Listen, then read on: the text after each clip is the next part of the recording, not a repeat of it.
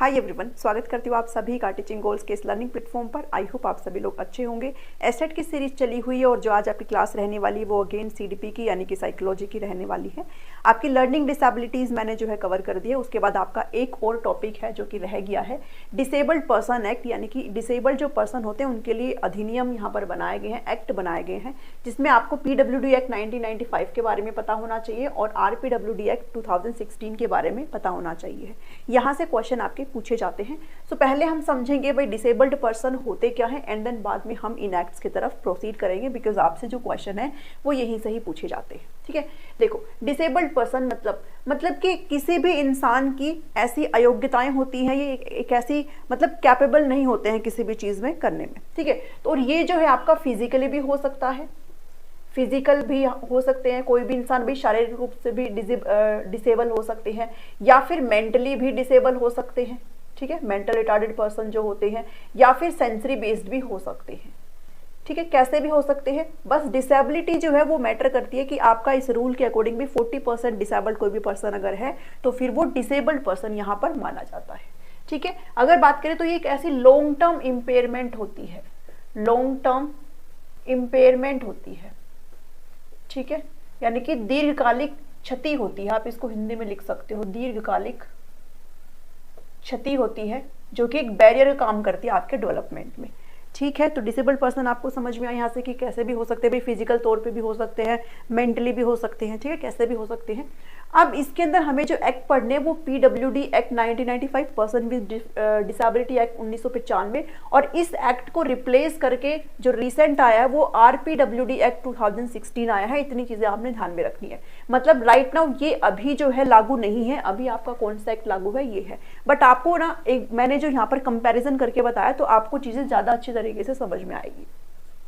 PWD act को हम और किस तरीके से समझ सकते हैं, इक्वल अपॉर्चुनिटी की बात करता है, प्रोटेक्शन ऑफ राइट्स की बात करता है और फुल पार्टिसिपेशन। ठीक है, इक्वल अपॉर्चुनिटी मतलब समान अवसर है सभी के लिए। यहाँ पर जितने भी इंडिविजुअल है अगर वो डिसेबल्ड है तो भी आप उनको ये नहीं कह सकते हो कि वो समाज का हिस्सा नहीं है। सबके लिए बराबर अवसर यहाँ पर प्रदान करने का नियम ये बनाया गया है। उनके अधिकारों की सुरक्षा करने का अधिनियम बनाया गया है। भाई सबके अधिकार होते हैं अपने, उनके अधिकारों को कोई भी किसी भी तरीके से भंग ना कर सके, तो उनके प्रोटेक्शन की बात करता है और समाज के अंदर इनकी फुल भागीदारी को सपोर्ट करने की बात PWD एक्ट करता है। ठीक है, ये एक्ट भी करता है। अब इस एक्ट में वही इसके यहाँ पर बात करें तो इसका जो फुल फॉर्म हो जाता है right of person with disability 2016 हो जाता है। आपसे कई बार ना फुल फॉर्म भी पूछ लेते हैं, तो इस चीज को भी ध्यान में रखना। अब बात करें कब लागू हुआ था, तो जो PWD एक्ट है वो 1995 है। ये लागू हुआ था 7 फरवरी 1996 को। बट एक चीज यहाँ पर ध्यान में रखना, जम्मू कश्मीर को छोड़कर ऑल ओवर इंडिया ये लागू हुआ था, जम्मू कश्मीर में ये एप्लीकेबल नहीं था। वहीं ये जो एक्ट था वो 15 जून 2017 को लागू हुआ और पूरे भारत में यानी कि जम्मू और कश्मीर में भी ये जो है एप्लीकेबल हुआ था। ठीक है, एक डिफरेंस में कराने का मतलब यही है कि आपको चीजें समझ में आ जाए। अब बात करते हैं भाई डिसेबिलिटी की आप बात कर रहे हो, आप अयोग्यताओं की बात कर रहे हो कितने परसेंट, तो दोनों ही एक्ट में 40% डिसेबिलिटी की बात करी गई। अगर आपके अंदर आपको अगर सुनने में दिक्कत है, अगर आपका जो लो विजन है तो वो जो लो विजन है वो आपका कितना परसेंट होना चाहिए, तभी आप डिसेबल माने जाओगे जब आपकी जो डिसेबिलिटी है वो 40% हो। फिर चाहे वो किसी भी एरिया में हो, मेंटली अगर आपको डिसेबिलिटी है तो भी वो 40% होना चाहिए, देखने में है, सुनने में है, कैसे भी आपकी डिसेबिलिटी है। अगर फिजिकली तौर पर डिसेबिलिटी है तो वो भी कितने परसेंट होनी चाहिए, 40% होनी चाहिए। इस केस में भी आपकी जो बेंचमार्क डिसेबिलिटी है वो भी 40% आपसे मांगी जाती है, तब जाकर के आपको एक सर्टिफिकेट दिया जाता है कि आप एक डिसेबल्ड पर्सन की कैटेगरी में आते हैं और आपको वो सारे जो नियमों के अंदर लिखा गया जितने भी रूल्स होते हैं वो सारे आपके लिए फॉलो होते हैं। अब 1995 में जो सीट रिजर्व करी गई थी वो 3% रिजर्व करी गई थी फॉर द डिसेबल्ड पीपल। यहाँ पर 3% से बढ़ा करके 4% सीट हो गई है, जो कि गवर्नमेंट जॉब्स में, सरकारी नौकरियों में 4% सीट्स की बात करी गई है। और जितने भी शिक्षक संस्थान है, शैक्षणिक संस्थान में, उनमें कितने 5% सीटों की बात करी गई है डिसेबल्ड पर्सन के लिए। ठीक है, सीटों का आपको पता होना चाहिए है। अब इस जो फॉर्मल जो आपका एक्ट है इसके अंदर 7 तरह की डिसेबिलिटी की बात करी गई है, 7 तरह की विकलांगता की बात करी गई है और यहाँ पर आपकी जो डिसेबिलिटी है वो 21 काउंट होती है। मस्ट रिमेंबर इस चीज को, पहले वाले में 7 डिसेबिलिटी की बात करता है जबकि इसमें 21 डिसेबिलिटी की बात कही जाती है। ठीक है, इसके साथ एक एडिशनल पॉइंट और है, यहाँ पर वायलेशन को लेकर के बताया गया है कि अगर आप किसी भी रूप में इनके अधिकारों को अगर भंग करते हैं या फिर किसी भी रूप में अगर छेड़छाड़ करते हैं तो फिर आपको या तो 6 महीने की जेल हो सकती है या फिर 10,000 रुपए, मतलब और दोनों भी हो सकता है।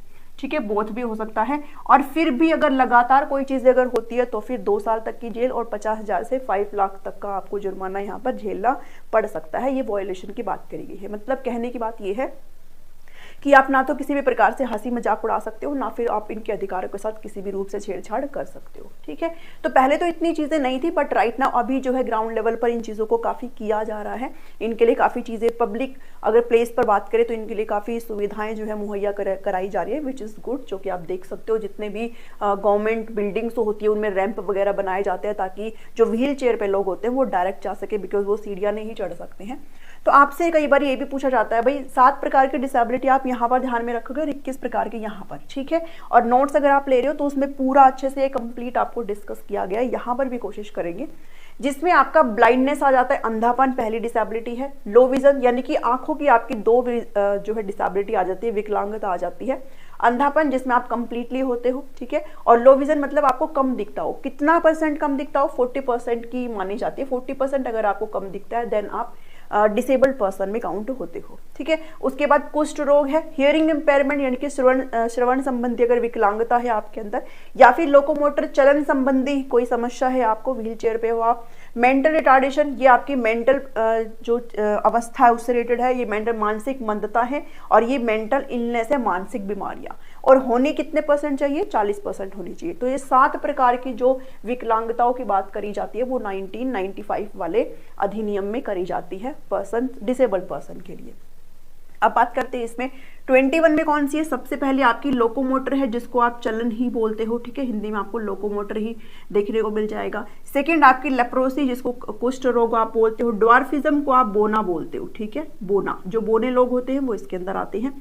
उसके बाद मस्कुलर डिस्ट्रोफी है। ठीक है, मांसपेशियों का दुर्विकास आप यहाँ पर कह सकते हो। मांसपेशियां इसमें अच्छे से जो है डेवलप नहीं हो पाती है। एसिड अटैक विक्टिम्स को यहाँ पर जो है काउंट किया गया है। ब्लाइंडनेस अगर है या फिर लो विजन है तो भी आपका इस डिसेबिलिटी के अंदर आता है, लेकिन कितना होना चाहिए? 40% होना चाहिए। डीफ मतलब जो कंप्लीटली डीफ है, जिनको सुनाई नहीं देता, जो बहरे लोग होते हैं वो यहाँ पर काउंट होते हैं। हार्ड ऑफ हियरिंग भी आपका कम से कम 40% होना चाहिए। उसके अलावा बोलने और भाषा संबंधी जो विकलांगता आपके अंदर है वो भी इसके अंदर काउंट होती है। ठीक है, speech and language disability. Next is specific learning disabilities, कुछ विशिष्ट अधिगम विकलांगता अगर आपके अंदर है तो वो इसके अंदर काउंट होती है। ऑटिज्म जो हमने पिछले क्लास में डिस्कस किया है। मेंटल इलनेस और इंटेलेक्चुअल डिसेबिलिटी इसके अंदर काउंट होती है। मल्टीपल स्क्लेरोसिस है यानी कि दिमाग और रीढ़ की हड्डी का कोऑर्डिनेशन नहीं हो पाता है, तो वो ये वाली डिजीज है जो कि इसमें काउंट होती है। फिर पार्किंसन डिजीज इसके अंदर आता है। हेमोफीलिया और थैलेसेमिया, और ये जो है आपकी ब्लड रिलेटेड है, तो ये आप ध्यान में रखोगे। Sickle cell disease.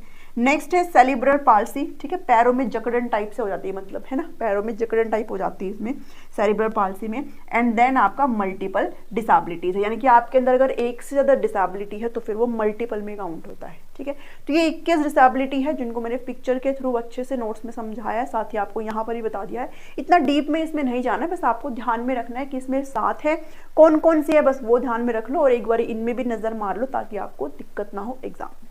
ये था बस आपका एक्ट के बारे में, इतना सा ही आपको करने की जरूरत है। यहाँ से आपके क्वेश्चन अगर आएंगे तो आराम से हो जाएंगे।